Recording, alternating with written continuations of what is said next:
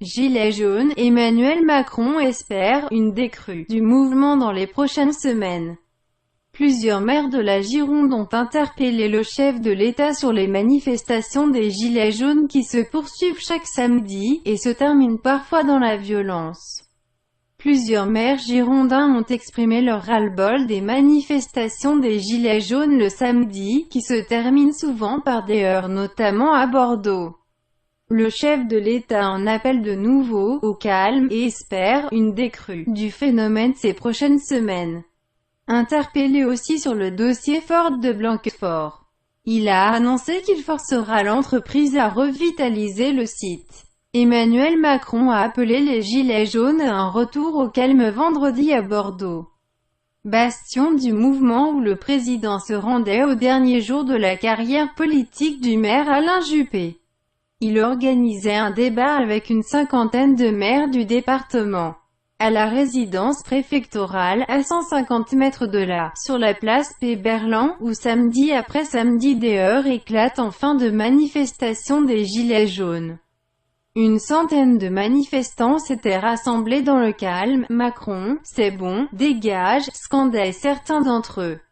Dans la matinée, ce sont des commerçants bordelais durement touchés par ces manifestations qui avaient tenté d'interpeller le chef de l'État. Le doyen des maires de France demande que cesse le défilé insupportable. Emmanuel Macron a été sollicité sur ce sujet des Gilets jaunes par plusieurs maires présents au débat. Preuve que le sujet reste très présent en Gironde.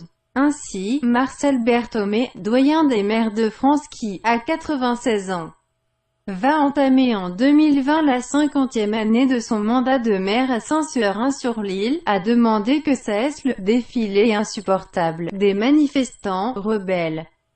Même indignation du côté de Michel Dufrand, maire de la Brède, et par ailleurs avocat à Bordeaux. Mon cabinet est ici, à côté de la mairie de Bordeaux, a-t-il expliqué. Chaque samedi nous venons travailler encadrés par les gendarmes mobiles, mes locaux sont préservés mais ceux de mes voisins commerçants ne le sont pas. Il y a une situation tout à fait scandaleuse qui se répète semaine après semaine. Jusqu'à quand?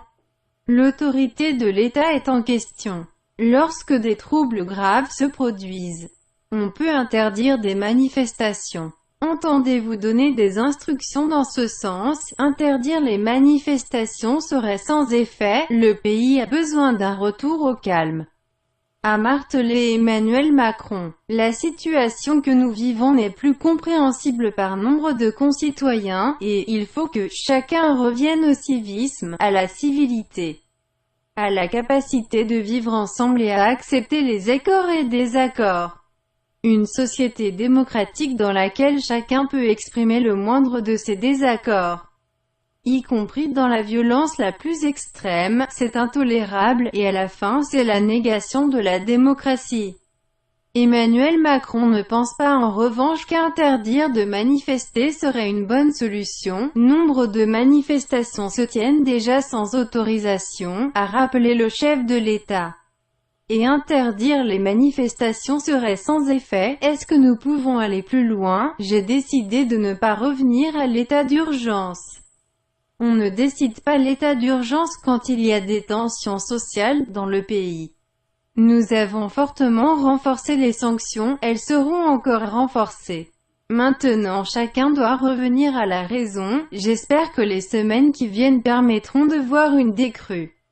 Un maire inquiet de la montée du RN dans le Médoc. Bernard Guiraud, maire DVG de l'Épar Médoc, est lui intervenu pour parler des difficultés de son territoire, où le mouvement des Gilets jaunes a trouvé un large écho. Une problématique de notre territoire médocain, c'est qu'il est à la fois mondialement connu pour l'excellence de son vignoble et qu'il subit un sentiment de délaissement des pouvoirs publics, à tel point, s'inquiète-t-il, que lors des dernières élections départementales, 2 conseillers du Rassemblement national ont été élus, et il n'attend que les élections municipales de 2020 pour conforter ses positions. Le maire en a appelé à l'État, notamment pour boucler 2 projets structurants aujourd'hui à l'arrêt sur ce territoire, au potentiel énorme.